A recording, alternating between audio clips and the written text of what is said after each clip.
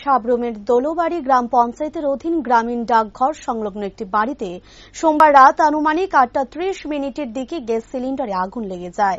আগুন নিয়ন্ত্রণে আনতে গিয়ে আহত হয় পরিবারের 2 জন। ভাস্কর চক্রবর্তীর বাড়িতে গ্যাস সিলিন্ডার থেকে আগুন বের হতে দেখে স্ত্রী সোমা গোস্বামী আগুন নিয়ন্ত্রণে আনতে গেলে শরীরে আগুনের ছোঁয়া লাগে। স্বামী ভাস্কর স্ত্রী সোমাকে বাঁচাতে গিয়ে তারও 2 হাতে আগুনের ছোঁয়া লাগে। সাবরুম থেকে দমকল বাহিনীর কর্মীরা গিয়ে আগুন নিয়ন্ত্রণে আনে এবং 2 জনকে সাবরুম মহকুমা হাসপাতালে নিয়ে যায় চিকিৎসার জন্য। বর্তমানে হাসপাতালে চিকিৎসাধীন স্বামী স্ত্রী দুজনেই। সাবরুম দুলুবাড়িতে একটা বাড়িতে আজকে গ্যাস সিলিন্ডার লিকে একটা ফায়ার হয়েছে। তো আমরা খবর পেয়ে 8:30 দিয়ে আমরা খবর পেয়েছি। খবর পেয়ে সঙ্গে সঙ্গে আমরা ছুটে যাই। যে সিলিন্ডারের মধ্যে আগুন জ্বলে তখন আমরা সিউটি দিয়ে আগুনটা নিভে নিই।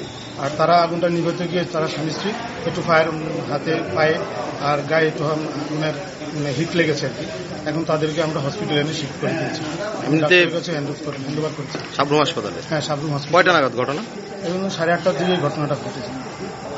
এখন কি ঘরে টরে কোথাও আগুন লেগেছে? এখন ঘরে কোনো আগুন নেই, জাস্ট সিলিন্ডারটা দেওয়া হয়েছে। আমরা সিলিন্ডারটা আগুনটা নিভিয়ে দিয়েছি। আর ঘরে আর কোনো আগুন লাগার কোনো সম্ভাবনা নেই।